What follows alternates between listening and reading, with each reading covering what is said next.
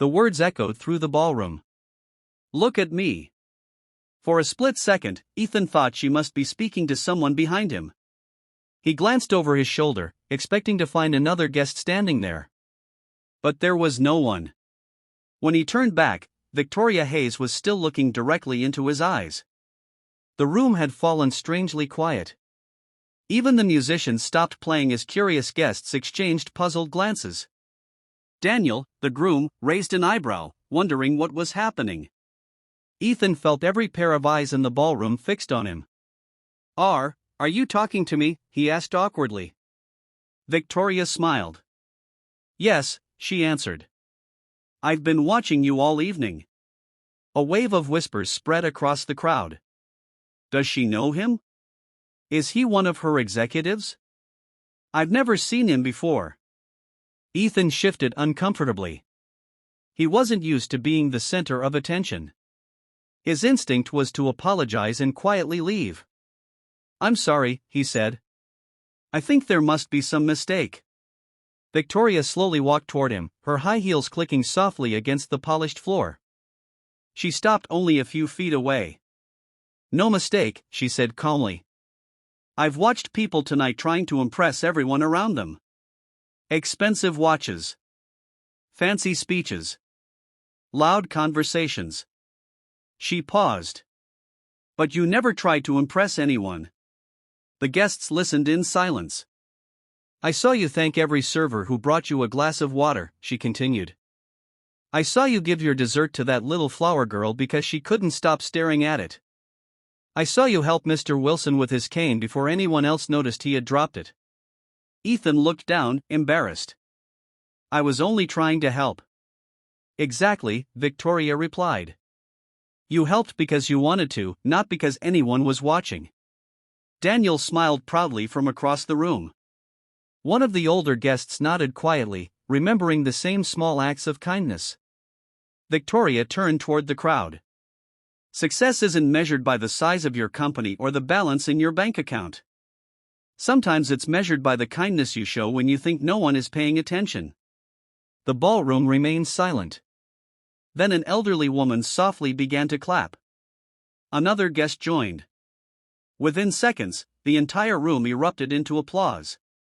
Ethan's face turned bright red. "Please," he said with an awkward laugh, "you're making me more uncomfortable than happy." The laughter that followed broke the tension. Victoria smiled warmly. "That's probably the most honest thing anyone has said tonight." She extended her hand. "My name is Victoria Hayes." Ethan shook it gently. "Ethan Carter. It's nice to finally meet you, Ethan." Before he could answer, his phone vibrated in his pocket. His heart skipped. Whenever his phone rang while Lily was staying with someone else, he immediately worried something had happened. He excused himself and stepped into the hallway before answering. "Hello?" On the other end came the familiar voice of his elderly neighbor. "Don't worry," she said quickly. "Lily is perfectly fine." Ethan let out a relieved breath. "She just wanted to tell you something before she goes to sleep." A tiny voice came onto the line. "Daddy?" "I'm here, sweetheart. I hope you're smiling tonight." Ethan looked through the ballroom doors. Inside, people were laughing again, the music had resumed, and for the first time in years, he realized he actually was smiling. "I am," he whispered. "And I can't wait to come." Ethan slipped his phone back into his pocket and stood in the quiet hallway for a moment. Lily's words stayed with him. "I hope you're smiling tonight."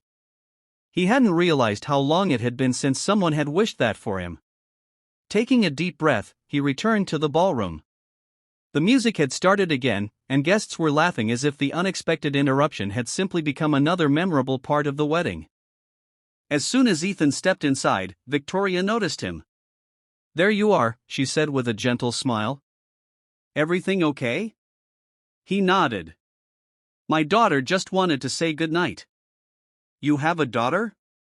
8 years old, Ethan replied proudly. "Her name is Lily."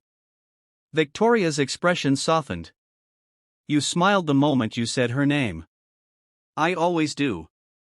They moved away from the dance floor to a quieter corner of the reception hall. For the first time that evening, Ethan felt comfortable enough to have a real conversation. "So," Victoria asked, "what do you do?" "I'm a maintenance supervisor at Greenfield Apartments." Ethan expected the usual reaction, a polite nod followed by a quick change of subject. Instead, Victoria leaned in with genuine interest. "That sounds like a job where people only notice you when something goes wrong." He laughed. "That's exactly right. If everything works, nobody remembers your name. And yet someone has to make sure everything works." Ethan shrugged. "It's honest work. It pays the bills." Victoria admired his answer. She had spent years surrounded by people who exaggerated their accomplishments. Ethan didn't seem interested in making himself sound more important than he was. "What about Lily's mother?" she asked carefully. The smile on Ethan's face faded, but not with bitterness. "She passed away 4 years ago." Victoria's eyes filled with sympathy. "I'm so sorry." "It was cancer." There was a long silence. "I thought my world had ended," Ethan admitted quietly. "Some mornings I didn't know how I'd get out of bed." But Lily still needed breakfast. She still needed someone to help with homework, tie her shoes, and tell her bedtime stories. He smiled faintly. "So I kept getting up." Victoria looked at him with quiet admiration. She had negotiated billion-dollar contracts and led thousands of employees, yet she couldn't imagine carrying that kind of responsibility alone. "You've done something much harder than running a company," she said. Ethan shook his head. "I'm just being her dad." Across the room, Daniel noticed them talking and smiled to his new wife. "I've known Ethan for 15 years, he whispered. "That's the longest conversation I've seen him have with someone since his wife died." Meanwhile, several guests watched from nearby tables. "Victoria never stays this long talking to one person." "Who is he?" "I heard he's just a maintenance supervisor." "Just?" The word lingered in the air. An older businessman sitting nearby turned toward them. "There is no just about raising a child alone," he said firmly. "Many people earn fortunes. Very few earn that little girl's trust every single day." The table fell silent. Victoria heard the comment and smiled. "I couldn't agree more." At that moment, the DJ picked up the microphone.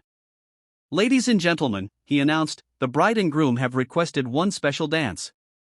They'd like to invite 2 guests who inspired everyone tonight." The spotlight slowly swept across the ballroom.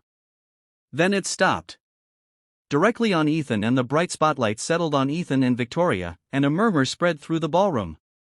Ethan immediately shook his head. "Oh, no," he whispered. "They've got the wrong people." Daniel laughed from the head table. "No, my friend," he called out. "We picked the right ones." The bride stepped forward with a smile. "Tonight is about love, but it's also about the people who remind us what love looks like." Victoria reminded us to notice goodness, and Ethan reminded us that real kindness doesn't ask for applause. The guests broke into warm applause. Ethan rubbed the back of his neck, clearly embarrassed. "I really don't dance," he admitted. Victoria grinned. "Neither do I." The bride laughed. "Perfect. Then nobody expects you to be professionals." The band began playing a slow, gentle melody. With hundreds of people watching, Victoria offered her hand. "Would you like to survive this together?" Ethan chuckled for the first time that evening. "I suppose we can try." As they stepped onto the dance floor, the applause faded into soft music. They moved awkwardly at first, both smiling at their lack of rhythm. "I warned you," Ethan said. "I've attended hundreds of formal events," Victoria replied, "and this may be the most nervous I've ever been." That made Ethan laugh again. For several minutes they talked while dancing. Victoria told him how she had started her business from a tiny rented office with only 3 employees. She described the sleepless nights, the setbacks, and the pressure that came with leading thousands of people. "It sounds glamorous now," she said, "but success can be lonely." Ethan nodded. I understand lonely. He told her about learning to braid Lily's hair by watching online videos, burning countless dinners before finally becoming a decent cook, and staying awake through the night whenever Lily had a fever. I wasn't trying to be extraordinary, he said. I was just trying to be the parent she deserved. Victoria looked at him with deep respect. You've succeeded. When the song ended, the ballroom erupted into applause once again. But this time, it wasn't because a famous CEO had spoken. It was because everyone had witnessed two genuine people sharing an honest conversation.